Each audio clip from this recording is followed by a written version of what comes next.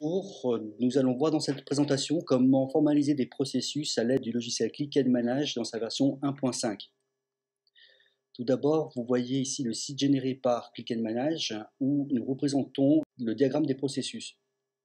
Le diagramme des processus contient 3 sous-processus, le processus de pilotage, le processus principal de réalisation et le processus de support. Vous voyez au-dessus du diagramme des processus le display level permettant de zoomer et d'afficher le détail de ce qui constitue chacun des sous-processus. Comment s'y prendre avec Click and Manage? Depuis le menu principal à gauche, cliquez sur les processus, cliquez sur le bouton Add pour créer une nouvelle entrée, donnez-lui une référence PS comme processus, Pile comme sous-processus de pilotage et QA pour le sous-processus qualité. Donnez-lui un nom. Amélioration continue. Choisissez le type si le processus est séquentiel. Les éléments qui constituent le processus vont s'afficher horizontalement. S'il est parallèle, les éléments vont s'afficher verticalement. Et s'il est fishbone, les éléments vont s'afficher en arrêt de poisson. Dans notre exemple, nous voulons du parallèle. Cliquez ensuite sur l'onglet Process Builder pour construire votre processus. Nous allons rajouter des procédures. On a besoin de la procédure QA02 audit interne, une deuxième procédure qui est l'évaluation satisfaction client, et enfin une troisième procédure qui est l'amélioration continue. Vous voyez dynamiquement dans la partie inférieure ce qui constitue votre processus. Cliquez sur le bouton Save pour enregistrer. Vous voyez dans le troisième onglet Process Diagramme à quoi ressemble votre processus. Continuons l'exercice.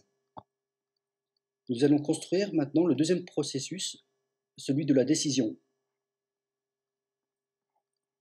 Cliquez sur le bouton Add pour créer un nouveau processus. Donnez-lui la référence PS comme processus, Pile comme sous-processus de pilotage et enfin Dire pour le processus de décision.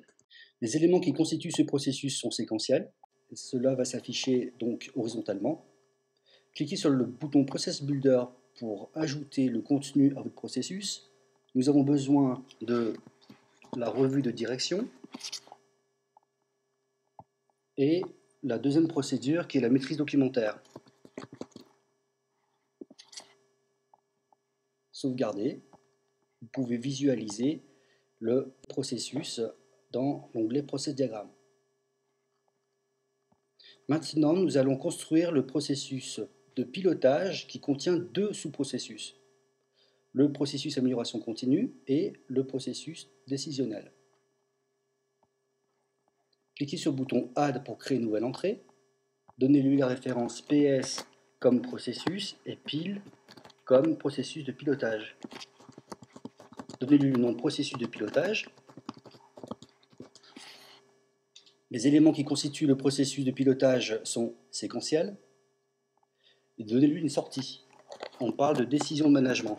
Le deuxième onglet Process Builder permet de construire le processus tel que nous l'avions évoqué au préalable et nous allons donc rajouter les 2 processus qui ont été préalablement saisis, à savoir l'amélioration continue et enfin le processus de décision. Le process diagramme montre le résultat souhaité dans l'architecture du logiciel, à savoir le processus de pilotage qui contient 2 sous-processus, l'amélioration continue et le processus de décision, avec la sortie décision de management. Sauvegardez. Mettez à jour l'information en générant le site web.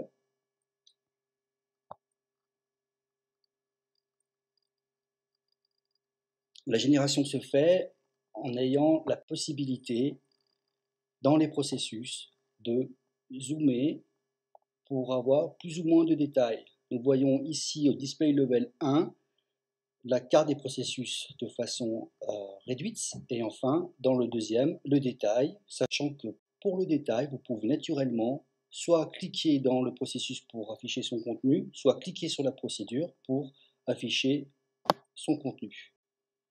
Les onglets du menu supérieur vous permettent en un clin d'œil de consulter l'état des risques auxquels chaque processus est exposé, le suivi des indicateurs, les équipements utilisés, le niveau d'avancement des projets d'amélioration, la liste des qualifications à renouveler sur les postes de travail, les rôles, responsabilités impliqués, enfin les collaborateurs ou encore les documents concernés par les processus. Le management par processus, du concept à la maîtrise opérationnelle par Click & Manage.